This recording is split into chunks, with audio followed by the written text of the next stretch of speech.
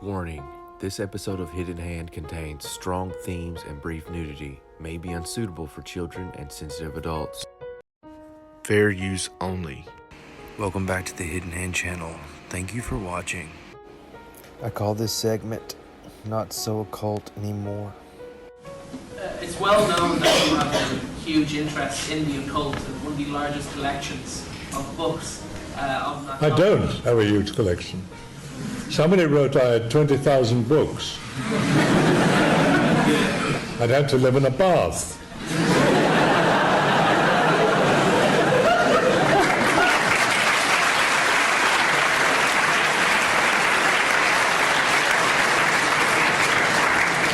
I have maybe 4 or 5. I have The Devil Rides Out, first edition, signed to me by Dennis Wheatley. There's a book just come out about him called The Devil is a Gentleman. And I have met people who claimed to be Satanists, who claimed to be involved with black magic, who claimed that they not only knew a lot about it, but as I said, I've certainly never been involved, and I warn all of you, never, never, never. You'll not only lose your mind, you'll lose your soul. I don't have a big library in the occult, no. I know, look, the internet and the media, if they can't think of something to do, they invent it. If they can't think of something to say, they invent it. I don't know who thought that one up. Looks good in print, I suppose, but it's not true. Oh, yeah? Well, me and the Lord, we got an understanding. We're on a mission from God. Do you regard black magic as being purely fictitious, or is there some truth in it? Some truth. 100% truth.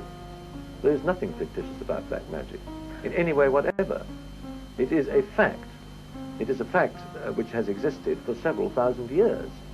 I mean, when we talk about black magic, we are talking about Satanism, necromancy, alchemy, witchcraft, the worship of Satan, the worship of dark forces, whether it's voodoo, juju, whether it's something practiced in the Western world or the Eastern world, whether it's easily defined or not easily defined, the order of the left-hand path, the following of this, the following of that. It is basically the worship of the force of evil as embodied by Satan, Lucifer, the princes of darkness and their legions and so on. In a very simple sense, of course, it goes much more deeply than that. It is a fact. It is a desperately dangerous fact. It does exist. It exists around us today. Satanic ceremonies will be happening in Britain tonight. Very definitely. Ask any priest, ask any member of the forces of law and order, and they will tell you that Satanism as such, it's there, and it has been for thousands of years. Man has worshipped the devil longer than he has worshipped perhaps an established religious figure. Do you think you're in any danger in mimicking it in front of a camera? No, that's an interesting question, because I must admit that it did enter our minds when we were performing some of these ceremonies. You see, I am playing, as I told you, a priest. The various ceremonies that are carried out by the priest, in this case myself, and the members of his group or coven, are blasphemous ceremonies, totally blasphemous and totally profane. They have to be. That is to say, they must be profane and blasphemous to be effective. This is part of the ritual and part of the belief of these people that in order to make any kind of ceremony totally effective, it must be the exact diametrical opposite of the real ceremony. That is to say, if you make the sign of the cross, you do it like that, upside down. If you are going to carry out a satanic ceremony, whether it's a baptism or a particular group of people doing something like trying to raise an elemental or trying to create the perfect situation for an evil spirit or trying to produce evil vibrations and so on, they plug in, so to speak, the force of evil like plugging in on a switchboard, a telephone. In order for this to be effective, it must be carried out, as I've already said, by a consecrated person, i.e. a priest, and it must also be carried out on consecrated ground. Now, in this film, I, as a priest, am carrying out these ceremonies like baptism in the name of the Dark Lord, in a real church. Now, obviously, I'm an actor. At least I hope people think I am. And I am therefore an actor playing a part. So are the other people in front of the camera who are taking part in the ceremony with me. We are all acting. I asked the parents of the baby, the real baby that I baptized in this real church in a blasphemous way, if they objected, if it worried them, this 5-week-old baby. And the parents, who are very young, said, no, it doesn't worry us. We are Catholics. Our child will be baptized by a Catholic priest. We will tell him about this, but it doesn't worry us. And the father gave the most sensible reason for this. He said, it's only a film. And if you can think of it in that way, fine. I have a rather vivid imagination, and some of the people who were working with me in this sequence were also discussing this. And we felt a little uneasy. You know, you are saying terrible things, and you are saying it on consecrated ground. But then the other side of it takes over, the logical side, and says, look, we're only actors doing this, you know. We're not doing it for real. We were sort of looking at the roof to see if there was any sign of it falling in on top of us, but nothing happened. I think we were far more worried about dropping the baby, to be quite honest. While we're on that subject, it might be interesting to say, amusing to mention, that the baby certainly got its own back on me. When it came to the actual baptism of the child, I have already told you that the parents didn't object, because I was making the sign of the cross on the child's forehead in supposedly blood, upside down, and baptizing the child into the service of the Dark Lord. And the child, obviously, was getting a bit bored and a bit cold, and didn't like being taken away from his parents and held in my arms and then held in somebody else's arms. And it was making a lot of noise. And I started to speak very quietly, and there was complete and total silence, which impressed everybody. And I myself thought, well, you know, it's listening. It was staring at me, rigid concentration. And I suddenly realized why there was this total silence and this rigid concentration. The child was retaliating in the way in which it knew best, all over me, and all over the lady who was holding the child. Well, all I can say is it speaks volumes for our self-control that none of us broke out, because, of course, it was extremely funny. Why has there been a resurgence of interest in the subject?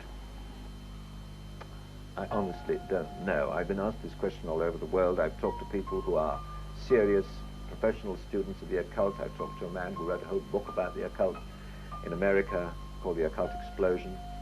I think it's a form of escapism. It's the fact that in this day and age we do live in a somewhat disagreeable world in many respects that I don't have to even talk about. Everybody knows this is a fact.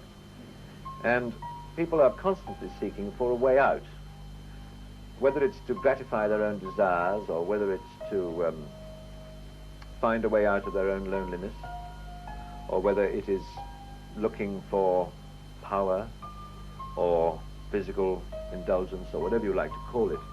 I think it's always this question of people looking for a road out, an exit, an escape, some form of safety valve which will help them to blow off steam. They don't realize how dangerous it is to get involved in this respect, because inevitably they start at a lower level, and then they get absolutely under the control of the bosses, because the bosses exist. They have the same ranks in the Church of Evil as they have in the good church.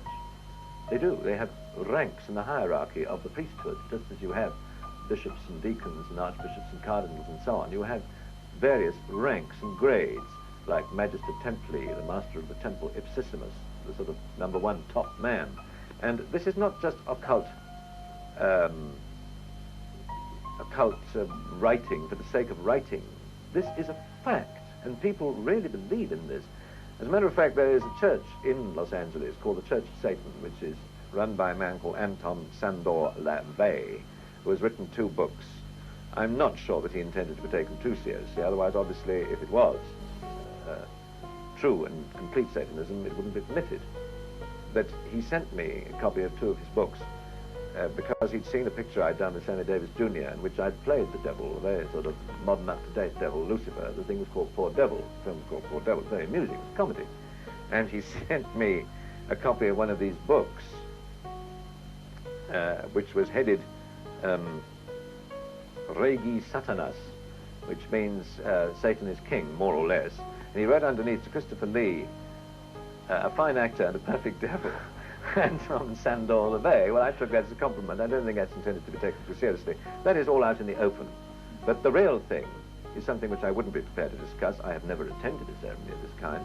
I would not even begin to discuss what actually takes place during a Black Mass, because it is so appallingly blasphemous and so repulsive and so unbelievably foul. Not just a question of hundreds of years of ritual, but what actually happens, what people actually do, and what is done to the host and what is done to the cup and so on. Something I wouldn't be prepared to discuss in public.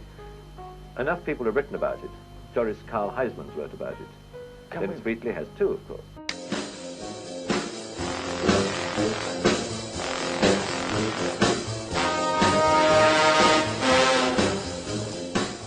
We're on a mission from God. Midnight Mass in Clophill, Bedford, England. The shadows of a convening congregation furtively, silently make their way to church. The vicar, we suppose, will not be taking part in the service. We have every reason to believe he knows nothing about it, because this communion looks to other celebrants of a very different sect. Our pious villagers are conducting the unholiest of all rituals, the Black Mass.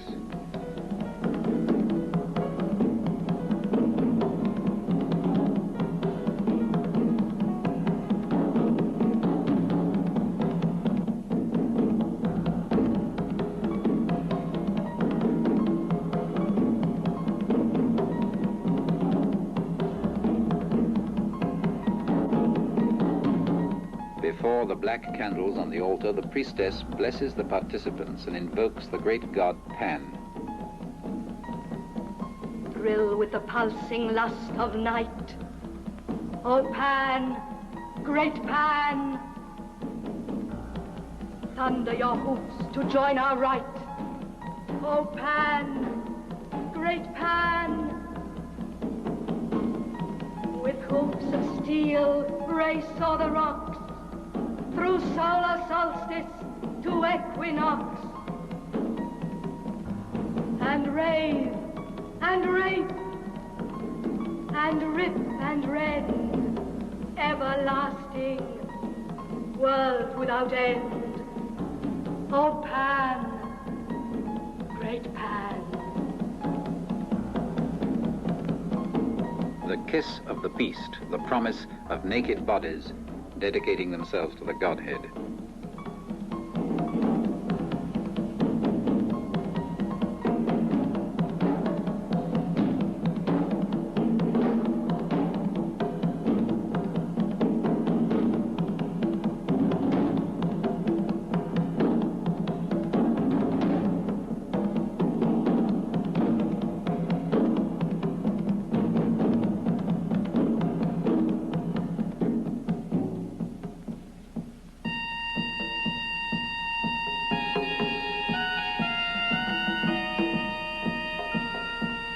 The sword of Pan is power, that which is the flower of lust, holy and ever blessed. Mighty the thrusting power of his thigh, a token erect, thrice pressed. Soothing rod, the mystery of his love for us. Satanic faith, the old religion, bases its ritual today upon a mocking parody of its arch-enemy, the Christian Church. The Mass is pronounced backwards at an altar formed by the belly and breasts of a naked woman. There could be no greater offense to God than such a profanation, where sex is considered the most characteristic sin in Christendom.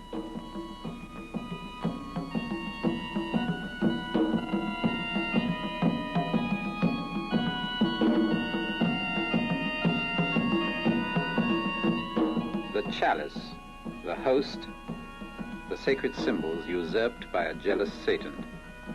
The Black Mass expresses the reverse side of ascetic religious observance. In London, a Dominican father, Basil Prendergast, was suspended from religious instruction when found consecrating wine and host on the naked bodies of some of the prettiest girls in his charge.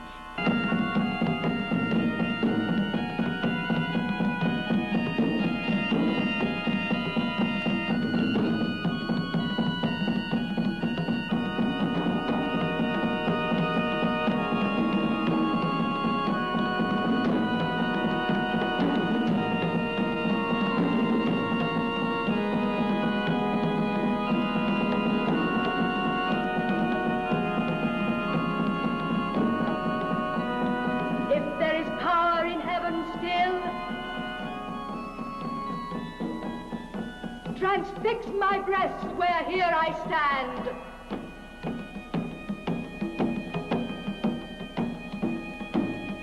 God's but a puppet of the priest, no power, no life to work his will. Pan was and is our ruler still. Pan is not dead, he liveth yet. Give me a sign, great Pan.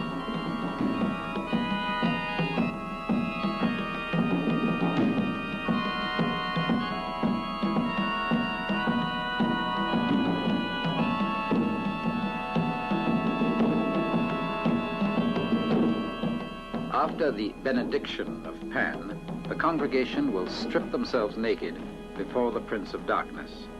They will dance orgiastically in a state of trance until cock crow, and then home in the dawn light to a cup of early morning tea and bed.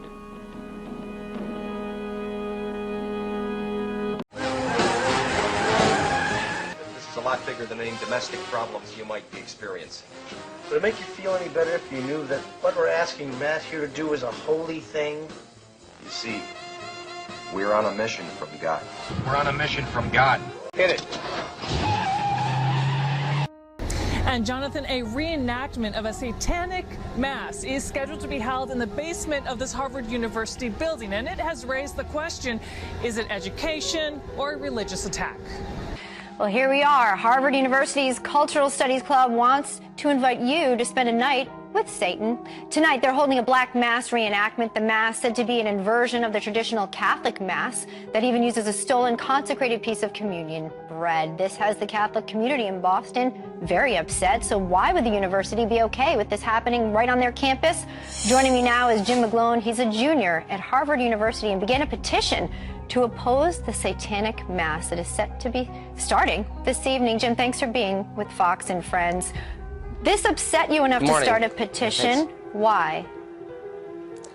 Well, I first heard about this mass that was going on earlier this week, saw a flyer on campus, and the more we learned about it, the more a group of students, myself, a couple other Catholics, Christians, non-Christians, thought that this was something people needed to know about, and we wanted to try to rally opposition to it because it's truly offensive and truly a mockery of the Christian faith and all people of faith. How many signatures do you have in the petition to date? There's a couple signatures floating around. I think the total number of signatures is around 50,000. Wow. And then, the school says, look, they're not happy with it. They find this disturbing and offensive to those who live at the Harvard community. But, they really, paraphrasing here, they just want you guys to be able to do this in, a sensitive way. They want people to be sensitive to one another, but they haven't, been outright in terms of saying they don't want this taking place. And then the Harvard Extension Cultural Studies Club says this is just about history. It's not about religion. You say? I think freedom of speech is what it is, but I think that has nothing to do with it in this case. In the university community, in that context, freedom of speech has a purpose, and that purpose is to get after the truth, to build a civil community, to build friendships across disagreements. This is more obscenity than speech, if anything. And if this were, a reenactment of a KKK rally or some sort of a desecration of the Quran, I think no one would have any trouble seeing that. So you believe that this is an attack then on Catholics or Christians there. Do you want the school to step up and cancel it before it starts tonight, ideally? Ideally, yeah. Ideally, the club that's hosting it would see sense and cancel it, but I would definitely support the university stepping in. Again, I don't think it's a question of freedom of expression. I think this is basically an obscenity that offends a huge segment of the community. Do you think there'll be some sort of protest outside of where this is happening tonight in the basement of the building? I don't know. I'll be in prayer with the Catholic community at the local Catholic church a few blocks away. That's where there's going to be a big gathering, and other parishes and churches all across Boston, greater Boston area, and even further away. We'll all be joined together in solidarity. Okay, so prayer over protest. Jim McGlone, we want to thank you for being with us this morning. Thank you so much for having me. Sure thing. Harvard University is set to hold a satanic black mass in a couple of hours from now. The Harvard Extension Cultural Studies Club says it's all about education. The Archdiocese of Boston disagrees, saying, quote, the Catholic community in the Archdiocese of Boston expresses its deep sadness and strong opposition to the plan to stage a black mass on the campus of Harvard University in Cambridge. Father Jonathan Morris, Fox News contributor, and a whole lot more than that with me in studio. Good morning. Thanks, Bill. To you. What is a black mass? It's a pagan ritual that's not only historically, they've existed for hundreds of years, but not only is it a satanical, demonic, pagan ritual, but it's also been traditionally an anti-Catholic activity. Specifically anti-Catholic or anti-Christian also? Well, both. Catholics or Christians, but specifically Catholic because they take the host that would be consecrated in a normal Mass. Because they take the host that would be consecrated in a normal Mass. And it's a mockery of the most sacred element which is the Eucharist. It's a mockery of the most sacred element which is the Eucharist. So they do this black mass, and they do it to honor Satan. And it's been going on for hundreds of years. I think in this case what they're doing is provocating, and that's very different than free expression. Okay? In this case, they've advertised, they have signs for this black mass. This is not just down in some dungeon, in some black forest someplace, doing it quietly because these people are on the fringe. No, they're doing something in order to provoke. And anytime you absolutize a right, like, for example, the freedom of expression, you're going to get it wrong. In this case, they got it very wrong. And Harvard should be able to recognize that. To this point, I guess they're doing it at a campus bar. On campus. On campus, that's right. So the Harvard Extension School says this: it does not endorse the views or activities of any independent student organization, but we do support the rights of our students and faculty to speak and assemble freely. Why would Harvard allow? And a university can pull the membership as a student organization from them. Harvard is being weak on this. What would they do if a Quran were being burnt as an expression of whatever? They would get in big trouble. They would never do it. And that doesn't mean, well, therefore they shouldn't. No, but the fact is, respect is part of a civil society, and Harvard should be not only protecting that, but they should be teaching it to their students. Well, apparently they're not, because it's going to go on as scheduled. Well, you know what? May 12th. You know what the Christians are going to do? They're going to have at the same time not protests and angry fighting. They're going to have a prayer service at 8:00 p.m. in churches all over Boston and right there on campus. Good to know. Thank you. Response. Thank you, Father. Jonathan Morris here. We're on a mission from God. Hit it.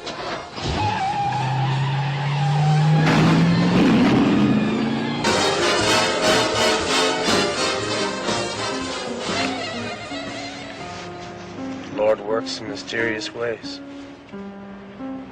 Yep. Thank you for watching Hidden Hand. Let me know what you think below. One love, one vibration.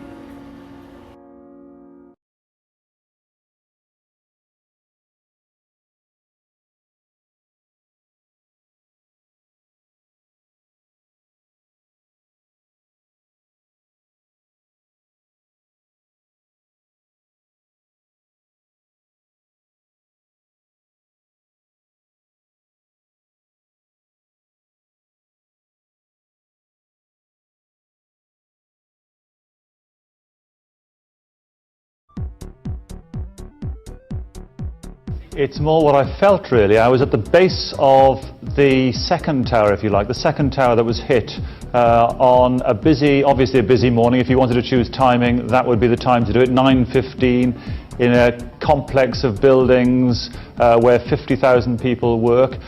There was an explosion. I didn't think it was an explosion, but the base of the building shook. I felt it shake. I thought, well, that can't be right. It felt like a big weight, a construction weight, falling from a great, great height.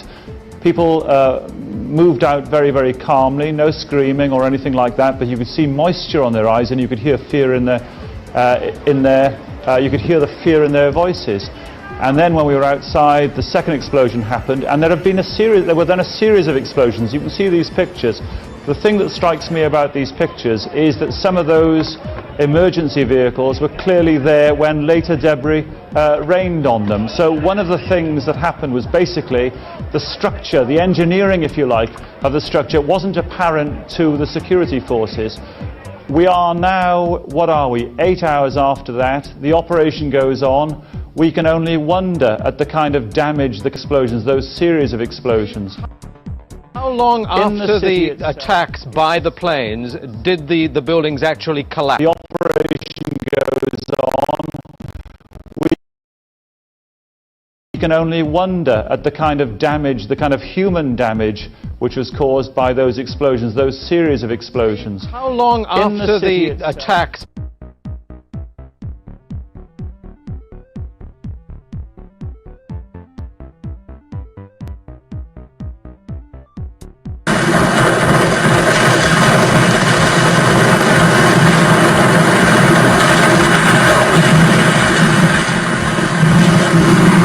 Ever believe that there it was a controlled and like every floor was rigged? Did you ever believe that? I never believed that, ever. Reporters on the news, right on the day it happened, right after it happened, they were like, it was like explosives, like boom, boom, boom, floor by floor, you know, like so many people saying it, and then...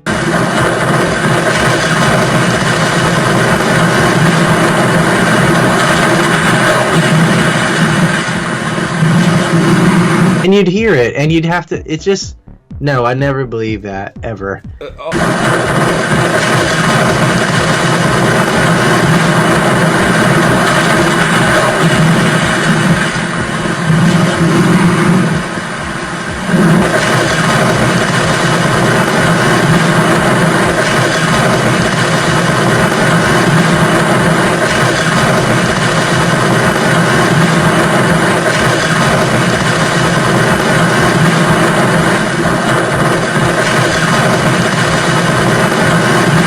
And you'd hear it, and you'd have to, it's just, no, I never believed that, ever.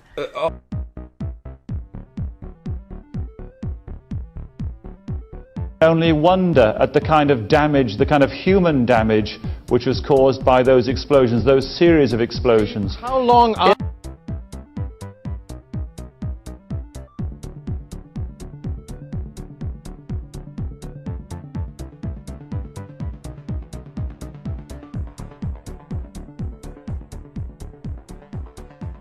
Only wonder at the kind of damage, the kind of human damage, which was caused by those explosions, those series of explosions. How long... Only wonder at the kind of damage, the kind of human damage, which was caused by those explosions, those series of explosions. How long... But I'm sitting there, and that was whilst I was sitting in the ferry terminal, I honestly thought I was going to die. I really did. Because once again, there is a noise that, you know, it sounds cliched, but the train through your lounge room sort of thing, but it was enormous. It sounded to me like somebody was shelling the city with huge caliber cannon fire, as if somebody was bombing the city, because there were these explosions, one after the other. It was like explosives, like boom, boom, boom, floor by floor. It was, and the entire ferry terminal was shaking. You know, this is a kilometre from ground zero. The whole building was shaking. People are screaming, and there's these explosions. I thought the next one's going to hit the Staten Island ferry. We're gone, and it didn't. At that stage, the doors to the ferry then opened, and we went on.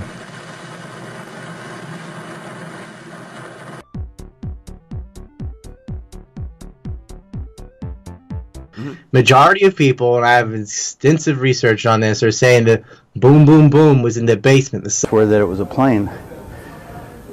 So I headed down there just to, you know, try to hitch up with a crew or something. Maybe 45 minutes into the taping that we were doing, which was maybe a half hour after, there was, it was an explosion. It was way up where the fire was, and the whole building at that point bellied out in flames, and everybody ran. Then the South Tower collapsed. Then there was a third plane or explosion, we're not sure which caused the South Tower to collapse, and now CNN is actually reporting there has been a fourth explosion at the World Trade Center. What the fallout of that is unimaginable, because, well, we watched the entire South tower collapse in on itself. So there's really very little of the building remaining, but it does look like there has been a fourth attack on the building. Miranda, what have you learned? Well, that there has been a third explosion, which has shattered the towers, the south tower of the World Trade Center, and then the second tower of the World Trade Center has actually been hit again. There's new clouds of billowing smoke. It's completely concealed by smoke. It may just be some fallout, but it's hard to believe that so much explosive smoke has come from the one explosion.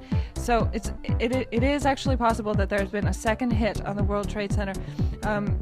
As has been said, it has already been hit by two planes early this morning at about 8:15. Two planes crashed into the World Trade Center towers, one after the other.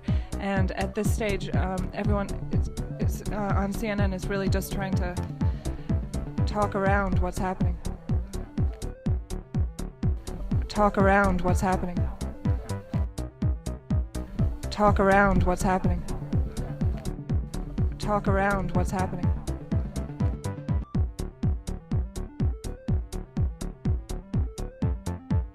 In the last several minutes, a third explosion at the World Trade Center. It does look like part of the South Tower has collapsed. Clouds of smoke are engulfing the World Trade Center. Brad, what is the latest that you see? Right now, they're simply replaying the video that shows what is apparently a jet aircraft as it circles the South Tower of the World Trade Center and then simply crashes into the South Tower, coming right through the backside of the World Trade Center, an enormous explosion. Brad, what is the latest that you see?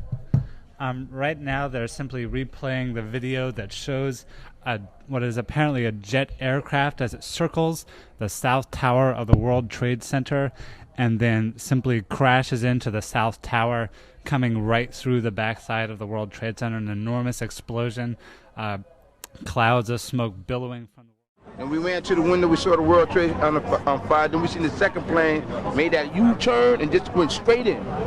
Straight in. Boom. Had just told me when I was over there, they said it had to be a terrorist because he was outside when the first plane crashed. He heard the boom, and when they evacuated his building, he saw the second plane come. The second plane circled around the building, and then saw the building, just went straight into it. He said the second plane knew what it was doing. So it went around and hit it by its side, went right through. Half the time. We was in the building when we saw that plane hit. We didn't see the first one, we heard the blast, boom. And we ran to the window, we saw the World Trade on fire, then we seen the second plane, made that U-turn and just went straight in. Straight in, boom. We was in the building when we saw that plane hit. We didn't see the first one, we heard the blast, boom. And we ran to the window, we saw the World Trade on fire, then we seen the second plane, made that U-turn and just went straight in. Straight in, boom. We was in the building when we saw that plane hit. We didn't see the first one, we heard the blast, boom. And we ran to the window, we saw the World Trade on fire, then we seen the second plane, made that U-turn and just went straight in. Straight in, boom.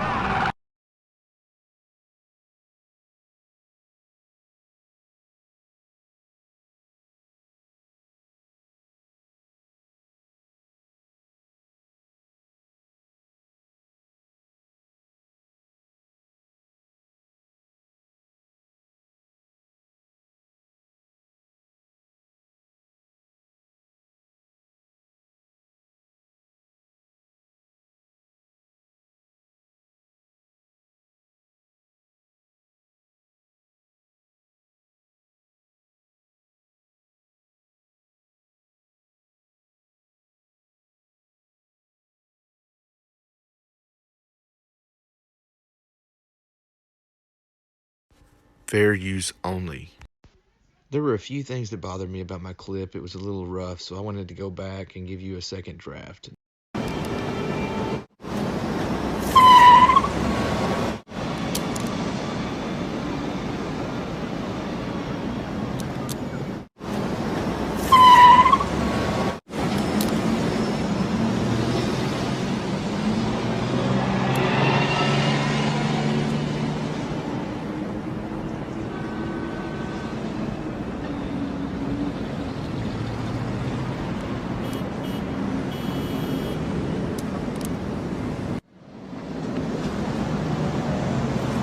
What's your problem?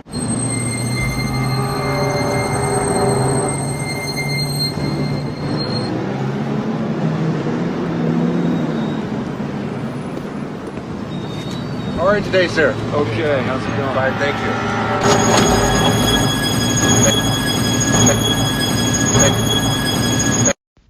Thank you for watching Hidden Hand.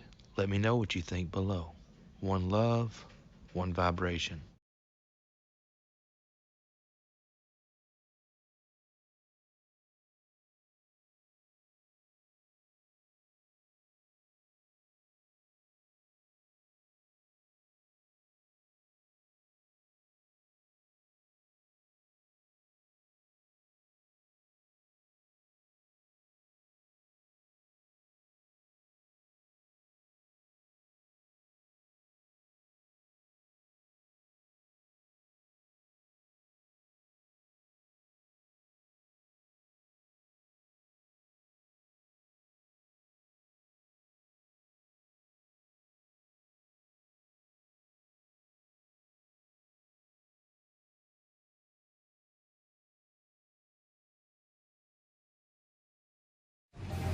The day I get out of prison, my own brother picks me up in a police car.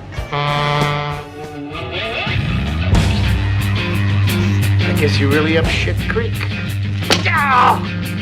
gotta figure out some way to get that money. Honestly. It's like the Penguin says. We gotta make that move towards redemption.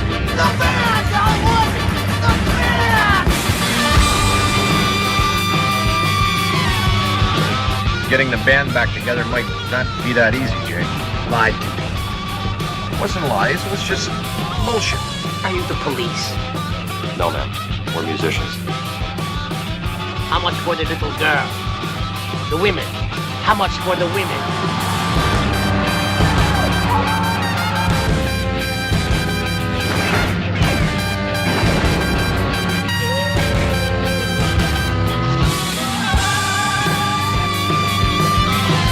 Try not to be so negative all the time. Why don't you offer some constructive criticism?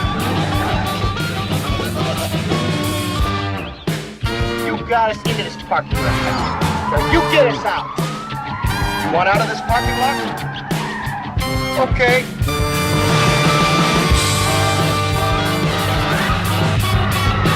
Pants and burgers.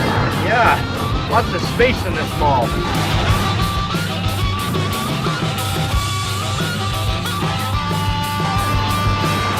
Baby clothes.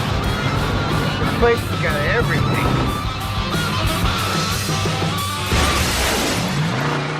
Tonight, Jake and Elwood are going out to sing and play to raise money to help you children. Your lazy butts are in this too. So get up on that wagon. We're going up north to put the word in the streets.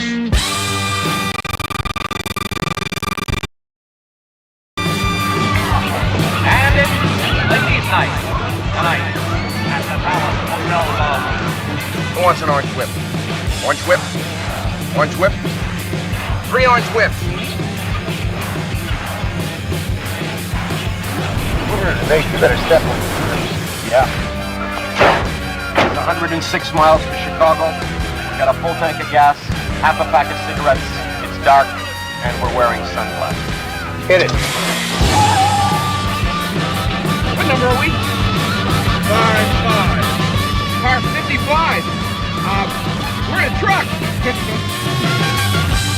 No, taxi number 9 is still engaged. Vehicle traveling southbound approaching Chicago city limits. Commander advises to contact Chicago City for local interception. Maintain pursuit.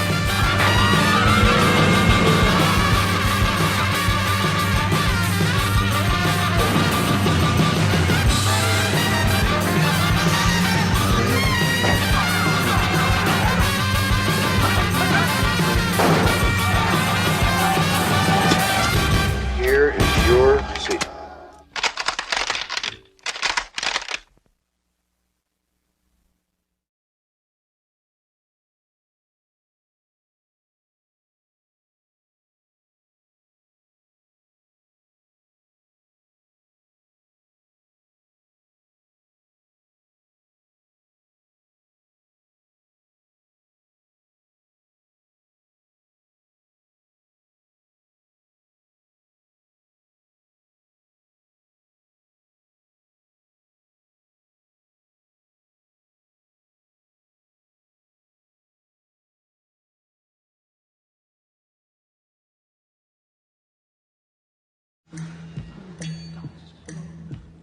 I have come here to chew bubblegum and kick ass.